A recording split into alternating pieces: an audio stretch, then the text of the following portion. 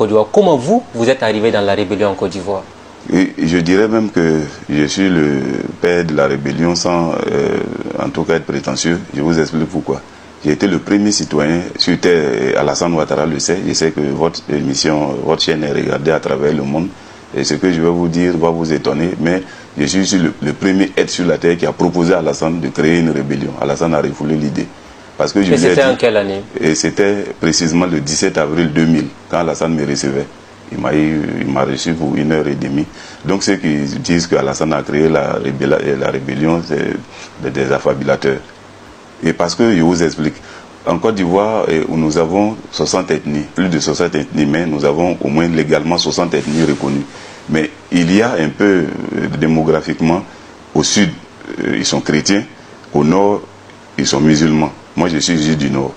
Et quand la Côte d'Ivoire est allée en indépendance en 1960, Houphouët-Boigny a été le premier président. Moi, je suis descendant de Sékou Sanogo, qui s'est opposé à Houphouët, qui a été même candidat et qui a été député à l'Assemblée constituante française d'Outre-mer. Et après, il a perdu les élections pour être le premier président. C'est lui qui devait amener la Côte d'Ivoire à l'indépendance. Donc Houphouët a combattu tout ce qui était de Sékou Sanogo. Donc ils n'ont pas pu émarger et c'est resté, ça a porté des séquelles. Donc je ne dis pas que Houphouët n'a pas été un bon président. Moi j'ai apprécié ce qu'il a fait pour le pays. Parce que la Côte d'Ivoire reste un modèle pour l'Afrique de l'Ouest. Et venons-en au fait. Mais on a constaté que malheureusement après Houphouët, il y a eu Bédié. Après Bédié, il y a eu Guy Robert.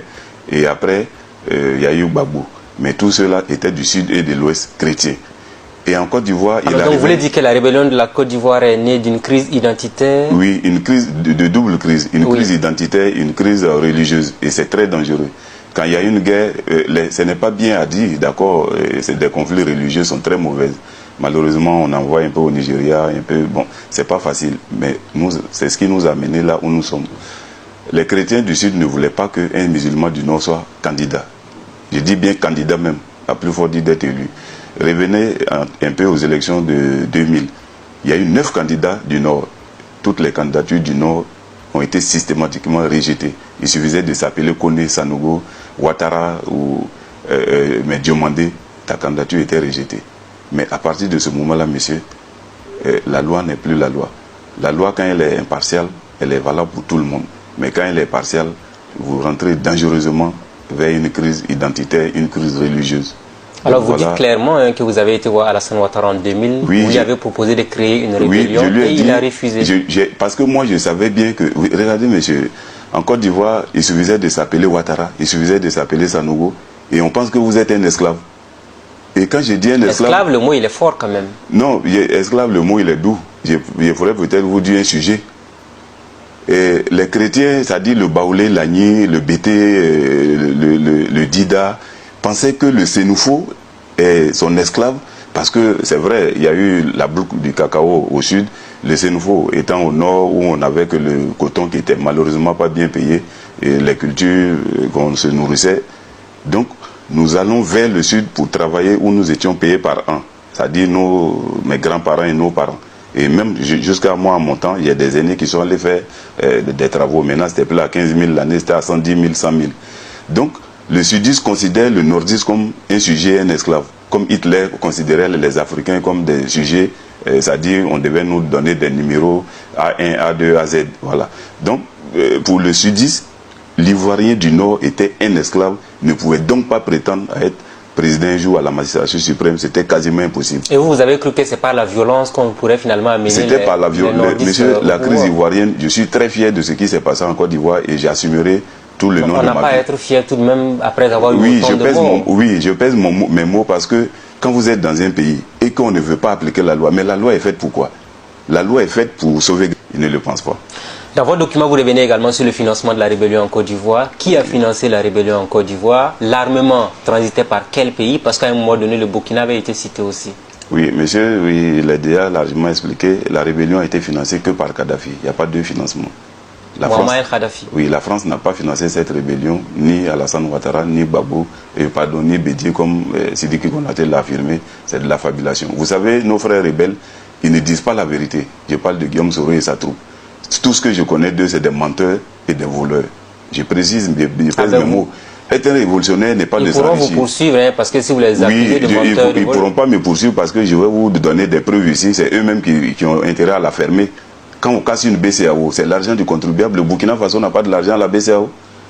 Tous les pays de l'UEMOA n'ont pas de l'argent là-bas. Mais vous avez appris que les BCAO de Mans, de Korogo et de Boakai ont été cassés, monsieur. Quand on mène une révolution, ce n'est pas de cette manière. Je peux vous citer des révolutions qui n'ont pas eu besoin de cet argent pour mener leur combat. Il y a eu le Che qui a créé la rébellion. La révolution qu'on parle a été initiée par le Che Guevara. Il cassait les banques du contribuable, monsieur. Je vous dirais non. Après ça, on a connu des révolutions. Il y en a eu au Soudan. Il y a eu des révolutions au Tchad. On a eu au Niger. Mais non, monsieur, ces révolutions, même au Nigeria. La révolution a été dévoyée selon vous. La révolution a été dévoyée. Quand on prend, et regardez, et je précise mes mots, quand je vous dis, ils ne pourront pas me poursuivre. Voilà Alain Le Bognon qui s'est illustré étant ministre d'État, monsieur. Il allait me demander compte et il allait bouffer cet argent. Et je ne prendrai pas un centime de cet argent.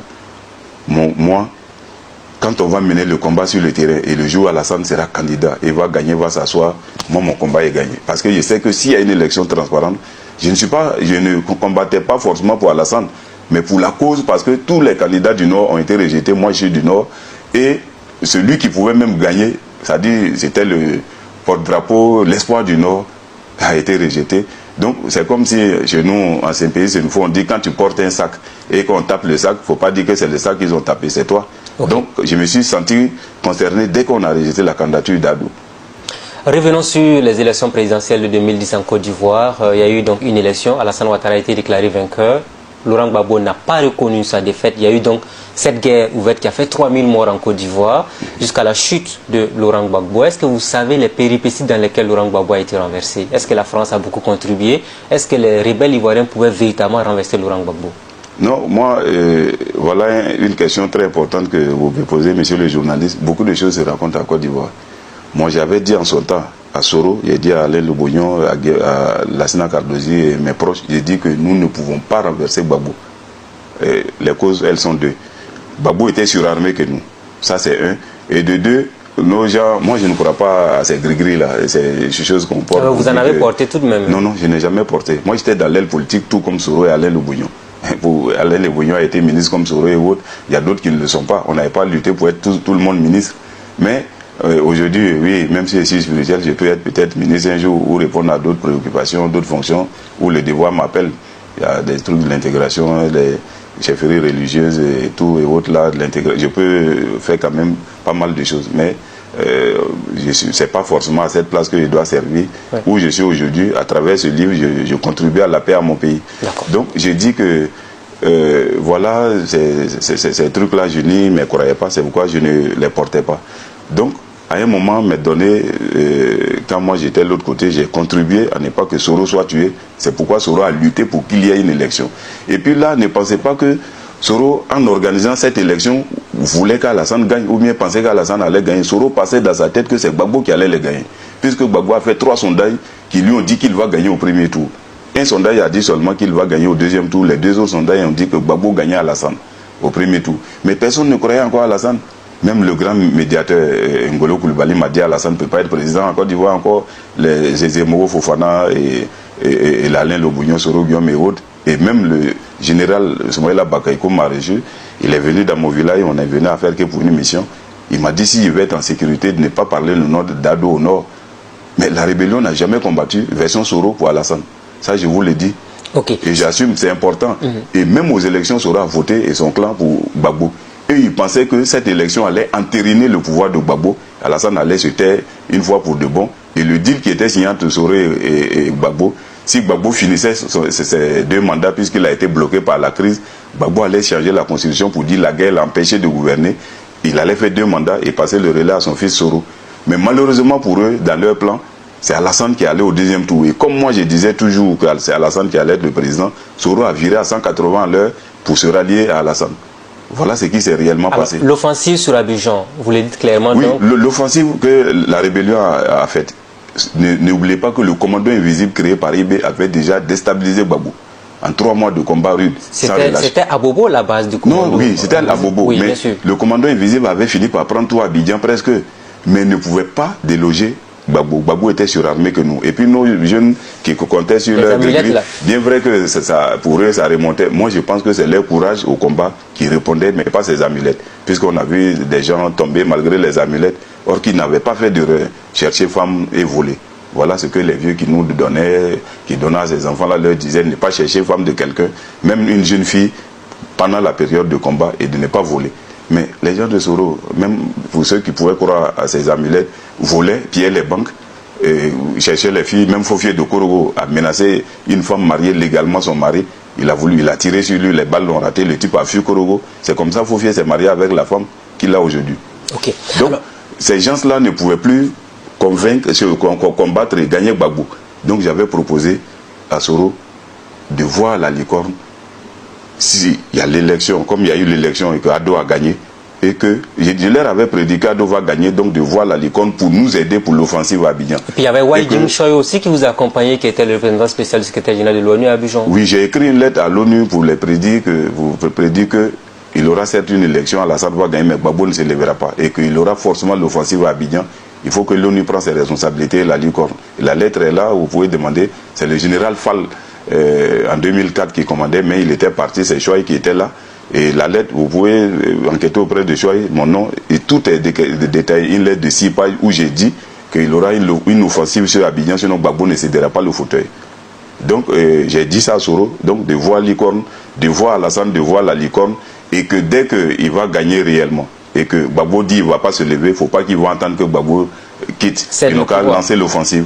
Mais si la France ne nous aidait pas, avec l'ONU qui sont venus pour ça de manière légale, devait aider le vainqueur. Et la France avait toujours prévenu, même l'ONU, que s'il y a une élection et que le vainqueur doit s'asseoir, si l'autre camp ne veut pas reconnaître la défaite, et ils vont aider le vainqueur à s'asseoir. Ça veut dire quoi? Militairement y compris. Et c'est ce qui s'est passé. Sinon, nos forces ne pouvaient plus vaincre Gbagbo, monsieur. Alors, après donc l'arrivée d'Alassane Ouattara au pouvoir, vous avez tout de même été récompensé puisque vous avez travaillé à la présidence de Côte d'Ivoire. Non, non, moi j'ai travaillé avant l'arrivée d'Alassane. Moi j'ai commencé à la présidence en 2006. J'ai été engagé. Jusqu'à quand Alassane est venu en 2011, et là j'ai démissionné, monsieur. Parce que simplement Ibrahim Ouattara voulait que je parte lui demander par vous dire quoi? Je prends mes responsabilités parce que mon pays va vers une autre crise. Donc pour moi, je paie de terre. Regardez au Burkina. Pourquoi quand vous construisez une maison comme en France, on met la porte? C'est vrai, c'est pas mesure sécuritaire. Mais le voleur, vous êtes d'accord avec nous, ou le tueur, il peut venir à minuit pour casser ta porte et te tuer, mais tes enfants. Mais quand malheureusement dans un pays, on n'a pas ces lois. Quelqu'un peut se lever, tuer l'autre impunément. Quelqu'un peut se lever, empêcher l'autre d'être candidat. Mais, monsieur, un pays sans loi est dangereux. On pourrait en parler, hein, parce que là, on aborde là un point très important lié à l'actualité ivoirienne. Mais je voudrais revenir sur la première question que je vous ai posée. Comment vous êtes arrivé dans la rébellion en Côte d'Ivoire? Oui, ça a été très simple, monsieur. D'abord, les faits, un jour, je me rappelle pourquoi j'ai proposé ça à Alassane. Je suis quitté dans un village à Thiers, en tout cas à l'épée, à Grand à l'épée, avec un ami à Thiers. Quand nous sommes arrivés à Djamé, on a été contrôlés par les forces de l'ordre. Un policier qui nous contrôlait. Bon, tu sais qu'on met les noms sur les trucs. Un policier m'est bêté. Série. Maintenant, l'autre nom était mais quand même long. Et il nous me contrôle. L'ATIE montre sa carte qui était une attestation d'identité. Vous savez, quand vous perdez un document, même au Burkina, vous faites la déclaration de perte et vous allez faire une attestation d'abord. La vraie pièce peut mettre au moins 2 mois, 3 mois avant que... Ce document vous permet naturellement de circuler. Et l'autre, il a la carte d'identité originale du pays, du Faso.